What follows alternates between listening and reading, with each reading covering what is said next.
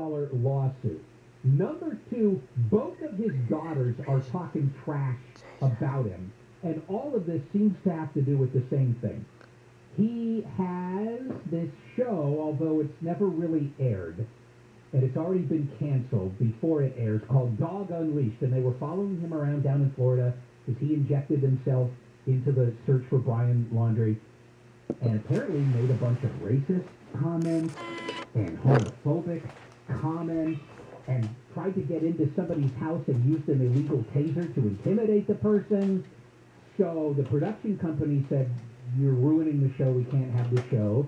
He's being sued. One of his daughters, Bonnie Chapman, said, "Oh yeah, he's racist. He's a homophobe, and also, by the way, he cheated on my mom, who's since passed away." And then he's got another daughter, Cecily, who said, "Oh, this search for Brian Laundrie is just a publicity stunt." So this is not a guy who's got an excellent relationship with his two daughters. And if you, of course, he's denied it completely, but if you've ever heard him talk and his persona, it's easy to believe these accusations against him. Just saying. Well, and also, and I'm not, by the way, I'm not accusing him of being homophobic. I'm just saying it's easy to believe the accusation. Based off previous comments? Just because, his general persona.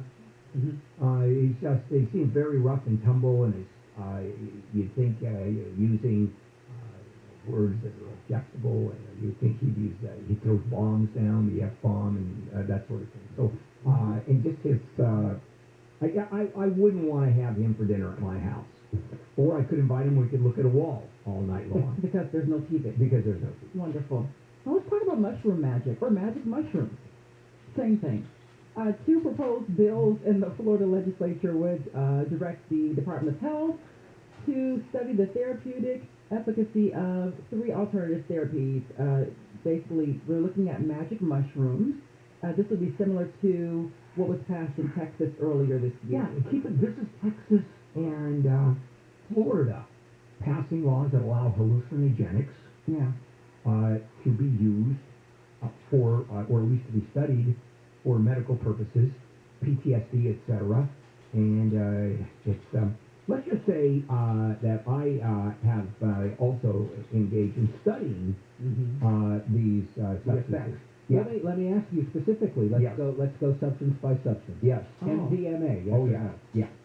Magic mushrooms, I would. Yeah, yes. I mean, they make me nauseous, and I just don't get those at all. Ketamine? No, strangely enough, not. No, because I think when you were in your drug experimental phase, ketamine was not as no, I didn't even know on the scene. Not only that, I never even heard of ketamine. Ketamine is one of the biggest new therapy-based things that they're exploring. You know that they have clinics now. You have doctors who are willing to prescribe ketamine off-label, where you go, and it's almost like going to dialysis, except instead of them sucking out your blood, cleaning it, and putting it back, you sit in a chair and they do an IV drip of ketamine. But it's a doctor who does it. It's a doctor so who's therapy while you do it. Safe, etc. By the way, I just want to point something out, Layla. It is hella expensive, by the way. It is not magic mushrooms. That's not the way you pronounce it. It's shrooms. Shrooms. Well, clearly I'm not hip enough on this. You're wrong. When I think mushrooms, I think of my pizza. I like mushrooms. No. Black olives and, green peppers. Yeah. It's not magic mushrooms, and it's not shrooms. It's shrooms, dude. Yeah. Wayne, no. Snapchat says they're going to clamp down on some problematic content. Drug dealers. And this is all because of the problem with people selling counterfeit prescription pills that are actually laced with fentanyl. Yeah, which can be very deadly when you ingest it. And Snapchat said we are coming up with these proactive detection capabilities to identify people who are on Snapchat trying to sell drugs. Yeah, every once in a while you see a story about parents that warn us, do not let your kids buy anything over the internet in the way of drugs. Because fentanyl is in those drugs. They put fentanyl in there, and that is so incredibly deadly. Fentanyl, it takes such a little tiny amount to kill you. Yes. See, whenever you see these drug busts, and if you ingest it, yes. If you ingest it, it takes almost nothing to kill you. this thing about cops touching it, going to the R, that's actually not true. And toxicologists will agree with me. You cannot get deadly sick from fentanyl by touching some of it. The amount that can be absorbed through your skin is almost non-existent. What you see are people having fentanyl panic. You have a cop, he gets a guy, powder, the reaction that they have, it's not that they have absorbed a bunch of fentanyl, it's a panic attack that they have. Read it. You can be If it gets inside of your body, then it can be game over. Yeah, there's a drug bust. So let's say you see cocaine in a kilo bag, or you see heroin, and they say it's $2 million worth. By the way, it's a big bale of marijuana, $8 zillion value. And by the way, that's per joint. I just want to let you know that's how they figure it out. But when it comes to fentanyl, you see a 1 pound or a 1 kilo bag. And they say this will kill half the population of California. And it will. It is that dangerous and that powerful. Oh, there's a dilemma of dancing grannies. I love this story. I love it. And I love the guy who is the hero to me of the story. So basically in China, there are an estimated 100 million dancing grannies. This is for real. This is a sort of tradition. It's been going on for forever. And they get together and they dance in a square and, do square. Is it called square dancing? I guess it's called square dancing. So the younger... But not square dancing the way we knew it. No. They actually do it in parks. They go to public places and they blast this music. terrible music while they dance around. Right, but the younger people know better. They don't want to approach them because that's disrespectful.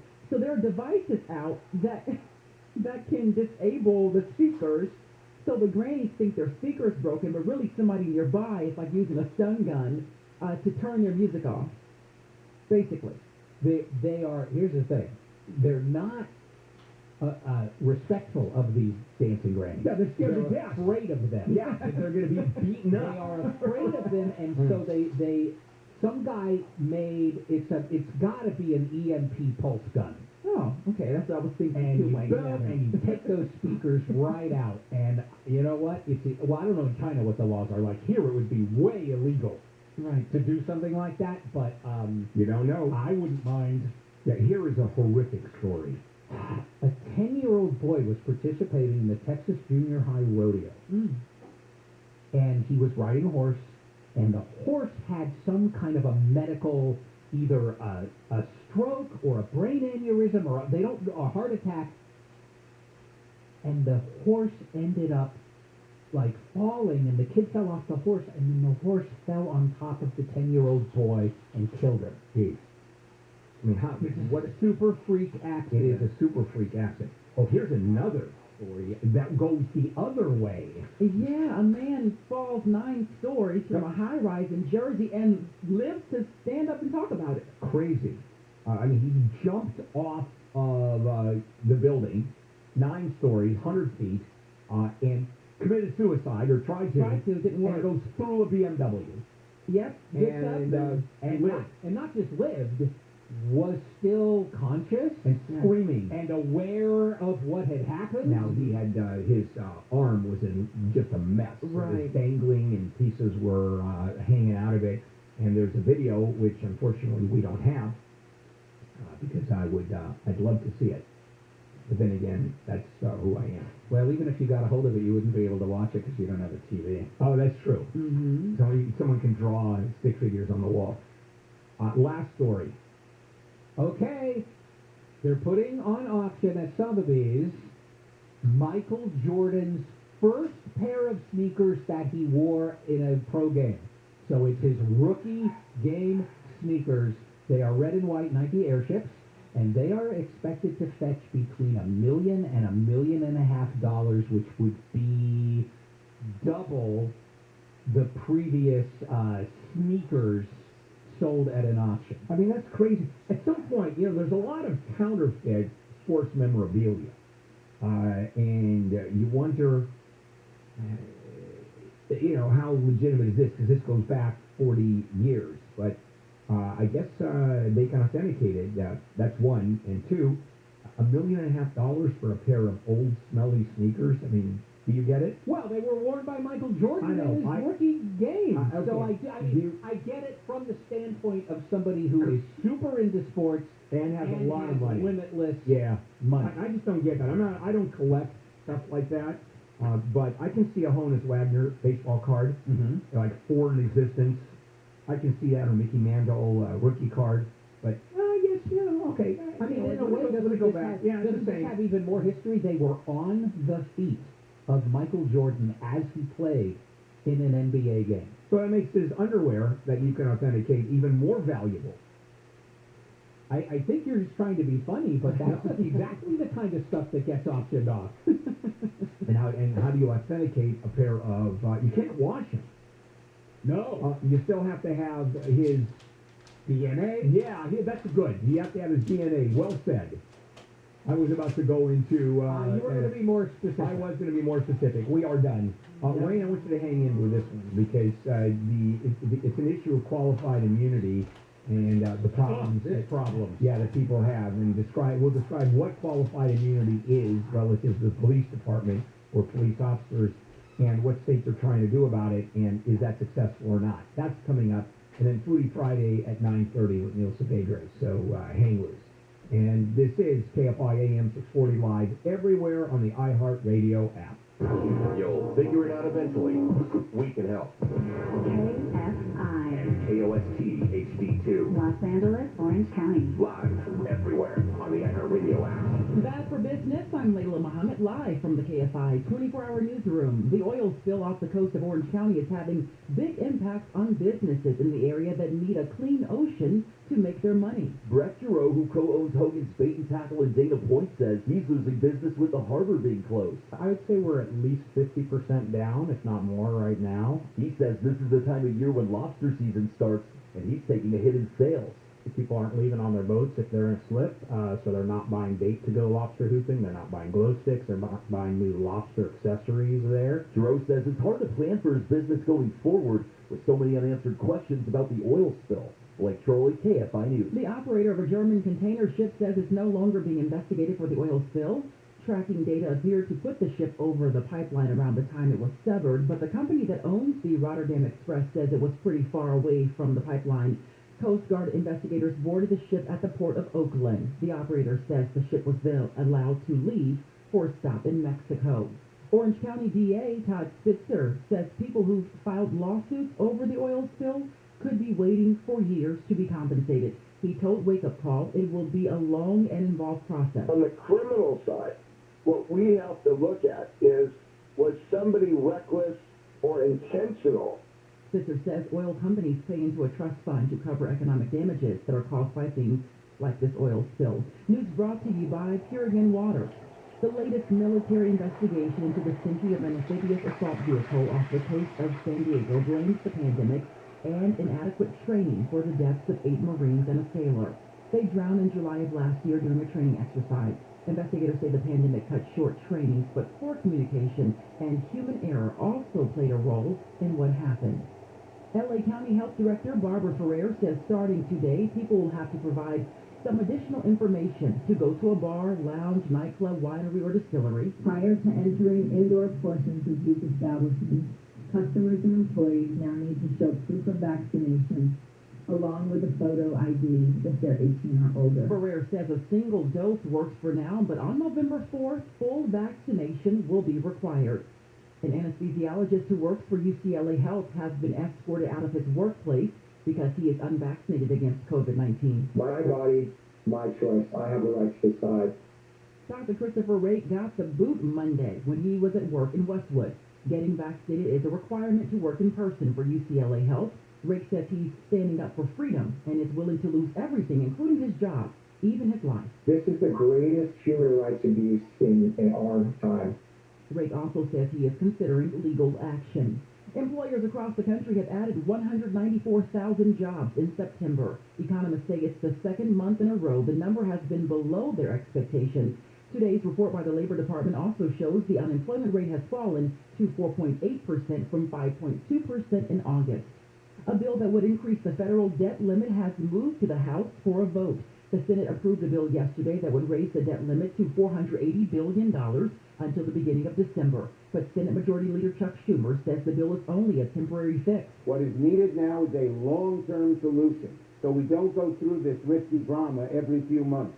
And we hope Republicans will join in enacting a long-term solution to the debt limit in December. We're ready to work with them. Lawmakers have an October 18th deadline to raise the debt limit, or the U.S. will default on its debt for the first time ever.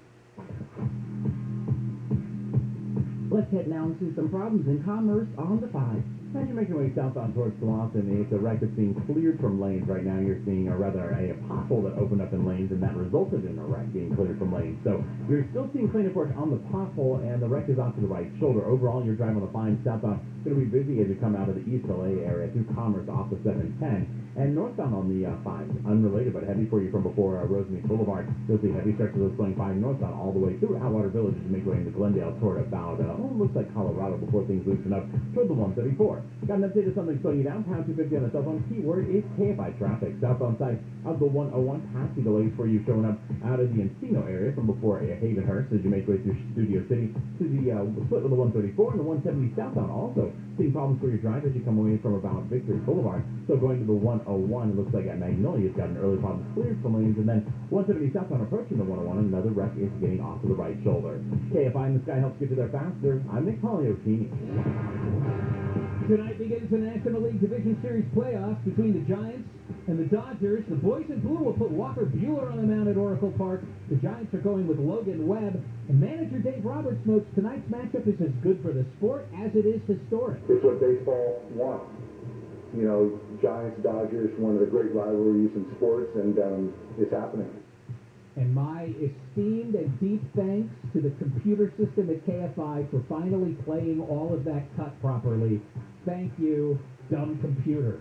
First pitch is set for 6:37 live on AM 570 LA Sports, brought to you in part by Morongo Casino Resort and Spa. Morongo, good times. I'm Wayne Resnick, KFI Sports.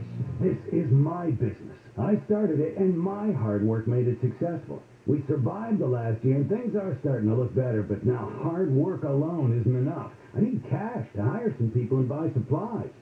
Loan Me Business is for people like you. We can loan your business from $6,000 up to $250,000. And we understand that you don't need the cash soon, you need it now. And if your credit isn't perfect, that's okay. Apply today and you can have the money in your account tomorrow. Loan Me Business loans have longer terms, keeping your monthly payments low and manageable. You can even pay the loan off early to control your costs with no prepayment penalties. That sounds great. Simply go to loanmebiz.com to get started. That's loanmebiz.com or call 844-3-LOAN-ME. Not all applicants will qualify. Approval and terms subject to credit standards. See loanme.com for details. Loans made pursuant to California Department of Financial Protection and Innovation Law License 603K061. That's 844-3-LOAN-ME or loanmebiz.com. The new normal means protecting yourself and others by getting a COVID test before and after travel and when you may have been exposed. Even if vaccinated, you could still contract COVID, especially during the holiday and winter seasons. COVIDclinic.org offers rapid testing at locations throughout SoCal, with results usually within an hour. No cost of patient testing also available throughout all SoCal locations. Visit COVIDclinic.org to book an appointment near you. COVIDclinic.org. The KFI Financial Report brought to you by Bay Alarm. The Dow is up 12 points, S&P down 1, NASDAQ down 46. The average price per gallon of regular gasoline in California, $4.43. Bay Alarm is celebrating 75 years of innovation and personal service that's second to none. Southland weather from KFI, another chance for some rain today. Mostly cloudy out there, highs in the mid to upper 60s along the coast, upper 60s for Metro LA, Inland OC, the Valley, IE, and high desert, low 50s in the mountains. Sunshine moving into the forecast tomorrow. Temperatures warming up this weekend. Highs in the upper 70s to low 80s inland by Sunday. Right now, 63 in Tustin, 63 in Newport Beach, 62 in Toluca Lake, 62 in Corona. We lead local, live from the KFI 24-hour newsroom. I'm Layla Muhammad.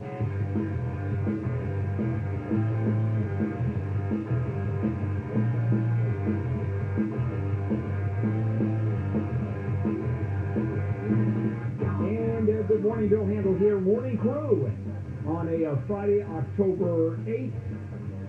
Big stories. We're getting very close to the authorities nailing the reason for the pipeline break, and it is going to be the ship's anchor dragging across the pipeline. And Elon Musk announces Tesla is leaving California, going to Austin, Texas. Oracle said that last year. HP is on its way. Yep, welcome to California. And tonight, the Dodgers and the Giants. Game one of the division playoffs. All right, let's do it.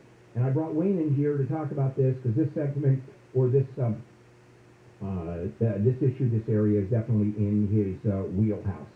And that has to do with qualified immunity, and this has to do with suing police officers for civil rights violation. A cop beats you senseless or uses excessive force, and you turn around and you go, okay, I'm going to sue the guy because, of course, I mean, it's illegal, it's out of policy, and you end up being tossed out of court. Why? Well, there is a court-created doctrine. It's not written in the law anywhere. It's certainly not in the Constitution. The court created this doctrine of qualified immunity, and it says that if you want to sue public officials, it's usually police officers, it doesn't have to be, it could be other things. You want to sue them for violating your constitutional rights, you're going to have to prove two things. You're going to have to prove they violated your constitutional rights, but you're also going to have to prove that they should or could have known that what they did to you is a violation of your rights, because in a previous court case, the thing they did to you was found to be a violation of constitutional rights. Crazy. But let's move on. That was the definition. But you would think, especially after George Floyd and what the cops have done, and the microscopes that are now being used to look at every single cop excessive force issue or allegation, that you'd see states passing laws that eliminate the concept of qualified immunity. And dozens of states, in fact, have these laws on the books that never made it. They tried desperately, and it never got passed. They don't even get the floor votes. They die in committee. It's over, it's done.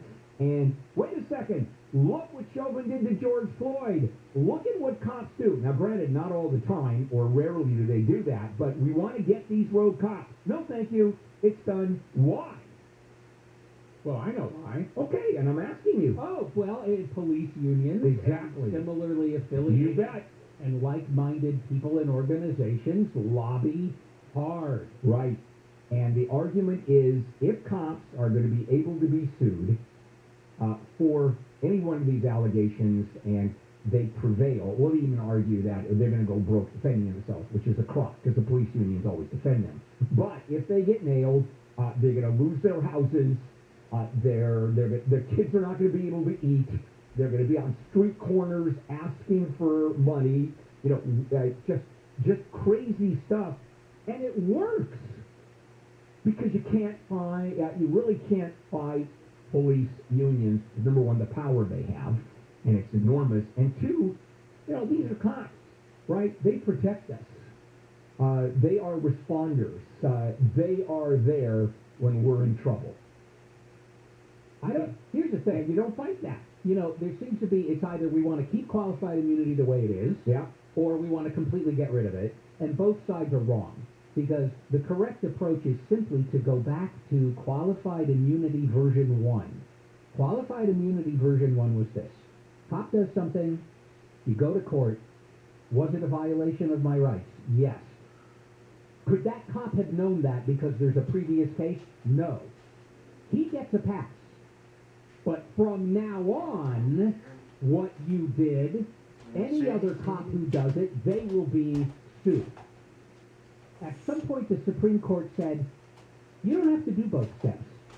You can do step 2 first. Are there any previous cases that cover the exact same thing that this police officer did? There aren't? We're done here. Wait a minute. Are you going to find whether what he did is a violation? No, I don't have to find it. So if you have to set precedent and you never set precedent, that's why it's so hard to sue police officers. I don't have a problem with the first cop who does something new getting a pass. Getting but it's a everybody else. pass, because I don't think you can have But cops. how about if you know? I don't think you can have cops out there going, hang on a minute. I have no way of knowing if my Okay. behavior is violating somebody's Okay, rights. fair enough. Let me give you a 2017 case in Texas. All right, and it's a good one. The police respond to a suicidal man who had already doused himself with alcohol, and they show up. And one of the cops brings out a taser, and the other cop says, if we tase him, he's going to light on fire. You can't do it. So what does the cop with the taser do? Fires the taser anyway. The guy becomes a tiki torch. He blows up in flames. Did they take marshmallows on a stick and put it over him? They did not. They took him to the hospital where he died. The family sued, court tossed it. Qualified immunity. Now, to argue that a guy that's doused with gasoline you can't tase, and if you do, tell me that's not foreseeable, even if, I mean, it's so obvious. How does he get a pass? Because of this focus on whether or not the exact situation you have in front of you happened before and was found to be a violation of rights. It requires that somebody else already got tagged for doing what you did, and the degree of difference that you need for a court to say that previous case is different than this case can be as simple as, and I'm not trying to be funny, it is literally cutting it this fine. The previous case, a guy was beaten 57 times over the head with a billy club. The current case is a guy was beaten over the head 32 times with a flashlight. It's not the same. It's crazy.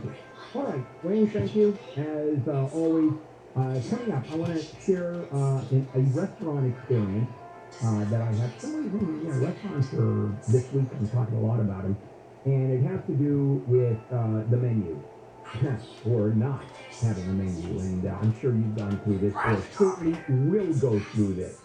KFI AM 640, let's check in with Layla Muhammad in the news center. Yeah, sorry, Bill. A third school in Huntington Beach has filed the second proposed class action lawsuit against oil pipeline company Amplify Energy on behalf of businesses in Orange County who are seeking damages related to that oil spill. The Hollywood Foreign Press Association has announced a 5-year partnership with the NAACP. It's an attempt to boost diversity and inclusion in the entertainment industry. The group conducts the Golden Globe Awards and has been criticized over a historical lack of black members. And the 2021 Nobel Peace Prize has been awarded to 2 journalists, one from the Philippines and another from Russia. We're checking out a crash on the 210 next. Now, if you're bailing out of your house, moving, downsizing, you've inherited a property, you don't know what to do with it, what do people do when they want to sell their houses?